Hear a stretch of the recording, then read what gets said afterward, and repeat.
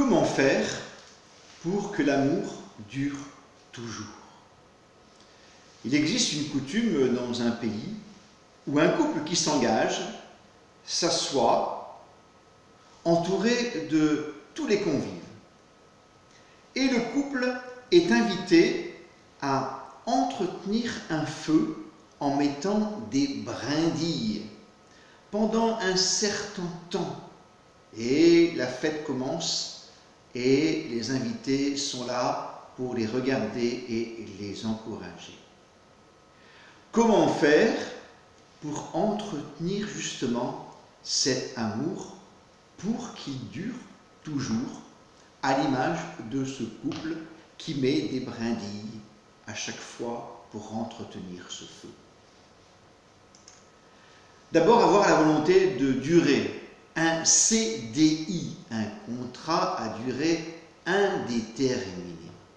Avons-nous vraiment cette volonté de durer? C'est un préalable important d'avoir cette volonté de durer. Communiquer, dire ce que l'on a sur le cœur en disant « je ». Un exercice de communication, un D. Quand je tombe sur le numéro 1, je dis mes projets, mes rêves. À l'autre, je tombe sur le numéro 2, mes talents, mes réussites. Le 3, ses échecs, ses peurs, ses inquiétudes. Le 4, ses joies. Le 5, la place des autres. Et le 6, la place de Dieu. Je m'entraîne à dire je. Le couple, une priorité absolue. Faire de notre couple une priorité. Garder du temps pour être ensemble. Quels moyens prenons-nous déjà pour être à deux? Quels rendez-vous pourrions-nous nous prendre sur notre agenda? On est capable de bourrer son agenda, mais est-ce que je prends le moment pour être avec toi? La sexualité, c'est fondamental. C'est un haut lieu de la rencontre. Entretenir la sexualité en prenant aussi là du temps. Et exprimer ses besoins. J'ai besoin de ça. Est-ce que tu m'entends? Et donnons-nous rendez-vous pour nous aimer davantage. La légèreté dans notre couple. Rire ensemble, complicité, parler de sujets légers. L'humour ne rime-t-il pas avec amour? Que pourrions-nous envisager pour avoir plus de légèreté dans notre vie? Qu'est-ce que je vais écrire de ma légèreté pour aujourd'hui? Avoir des projets. Rêver ensemble à court terme, moyen terme, à long terme. Qu'est-ce qu'on décide pour l'avenir?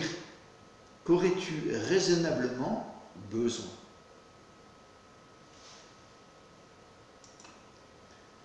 Je vous propose l'allégorie du chalet. Pour construire un chalet, tout d'abord, il y a les fondations. La fondation, c'est l'amour de soi d'abord. Tu aimeras ton prochain comme toi-même d'abord. Tu peux citer ainsi 2 qualités que tu aimes en toi. Ça peut être l'enthousiasme, ça peut être le courage, ça peut être la gratitude. Je m'accorde le droit de me donner une qualité ou plusieurs. Il y a 4 piliers. Le premier pilier, c'est la communication. Avec aussi l'acceptation de la différence. J'allais dire, il faut se farcir la différence. Différence corporelle, différence des humeurs, différence idéologique, différence sur l'éducation. Voilà. Souvent, nous devons gérer cette différence. Connectons-nous. Voilà, cette diapo nous montre vraiment qu'il peut y avoir de l'indifférence due aux portables, aux écrans. est-ce que l'autre est mon écran principal? Savoir lire son ressenti, mes émotions, le ici et maintenant. Je me sens en colère, peut-être irrité, je me sens dans la joie, peut-être soulagé, je me sens dans la peur, peut-être angoissé, je me sens triste, peut-être déçu. Voilà. C'est ce qu'on appelle l'intelligence intrapersonnelle, c'est le fait d'identifier ce qui se passe en moi pour l'exprimer. Et quand un ressenti est exprimé et accueilli, voilà, eh bien, il quitte la personne. Bien sûr, en communication, apprendre à écouter. Il y a des stages d'écoute pour cela, parce qu'il y a plusieurs façons d'écouter. On peut être jugement, conseil, on peut être enquête. Hein. L'important, c'est de reformuler, mais ça s'apprend. Il y a la communication verbale et non verbale. Et puis, j'ai un ami qui me dit toujours, quel est ton besoin ici maintenant?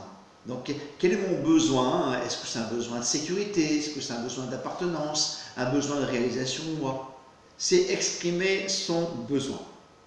Et puis, il y a la caverne d'Ali Baba. Quand on voit une personne, on voit sa façade. Et ensuite, en dessous d'elle, eh bien, il y a ce qu'on appelle sa carapace. C'est tout ce qu'il a construit depuis sa naissance, avec ses peurs, ses joies, etc. Mais au fond de chaque personne, il y a une caverne d'Ali Baba avec ses trésors, ses qualités, ses dons. À nous de dépasser la façade et la carapace pour aller au fond de la personne. La tendresse, sans oublier la fantaisie, comme des surprises. À nous d'être créatifs, à nous de voir toujours des situations nouvelles ou des manières de faire. Quel est votre langage de l'amour? Peut-être vous aimez les paroles valorisantes, les services rendus, offrir des cadeaux, le toucher physique, et les moments de qualité. En fin de compte, chacun a son langage et croit que l'autre a le même langage. À moi de trouver le langage de l'autre pour le rejoindre et mieux communiquer. La sexualité, au lieu de la rencontre, accepter aussi l'imperfection. Alors, des sujets à explorer, les préliminaires, le désir, la libido, les zones érogènes, les 5 sens, les fantasmes, la technique, la contraception et cette fameuse imperfection. Vous pouvez regarder les petites vidéos sur YouTube du docteur et sexologue Catherine Solano qui explore les différents sujets et qui peuvent vous nourrir pour votre réflexion et vos avancées par rapport à ce sujet. Et puis le projet commun, avoir la volonté de durer. Je pense qu'il faut avoir un projet un petit peu comme les rois mages. Nous avons à chercher nos étoiles pour avancer ensemble. Et peut-être que quand les enfants s'en vont, c'était un projet commun, il faut retrouver un autre projet commun. S'engager peut-être dans le mariage, faire un régime, créer une nouvelle vie ailleurs, réaménager votre temps de travail, rencontrer de nouveaux amis, trouver un appartement, construire une maison. Ce sont des projets et des exemples de projets et voilà, bien définir et mettre ce projet dans le GPS pour avancer ensemble. Donc voilà, ce chalet, je rappelle qu'il faut l'amour de soi, c'est-à-dire s'aimer soi-même, c'est important. Ensuite, le pilier de la communication avec son manque, avec l'acceptation de la différence pour entrer en communion. La tendresse, la délicatesse avec sa fantaisie pour arriver à l'émerveillement. La sexualité avec voilà, une certaine imperfection, mais arriver à dépasser cette imperfection et à se dire merci, savoir se dire merci, voilà, j'ai bien vécu telle chose avec toi. Et puis le projet commun, avoir un idéal, avoir une volonté d'aimer, pour après avoir un beau rayonnement. Puis ensuite, on met le toit, le nous, qui fait la communauté conjugale, avec la fêtière de la fidélité, représentée par la croix, parce que le Christ est fidèle, il est le symbole de la fidélité, il peut nous nourrir de cette fidélité. Bien sûr, sans oublier le pardon. Toujours savoir dire pardon avant le coucher. Et bien sûr, l'Esprit Saint. Et enfin, le petit cabanon avec les outils.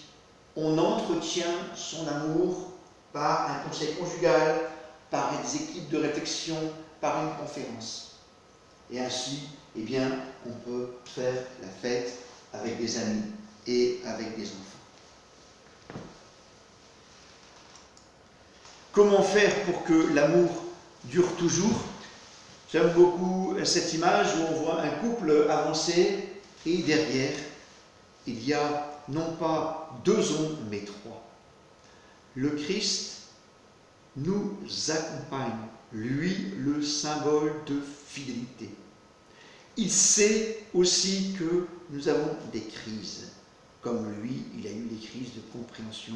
Comme lui, il a eu des crises par rapport à des gens qui ne le comprenaient pas. Alors, laissons-nous aider par lui en priant de temps en temps, en laissant les 4 saisons se dérouler. Il y a parfois l'hiver, le printemps, mais il y a toujours l'été.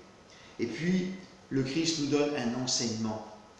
Voilà. Et dans la Bible, il existe un beau texte sur l'amour, l'Épître aux Corinthiens, que je vous propose presque de mettre dans chaque cuisine, tellement ce texte est beau.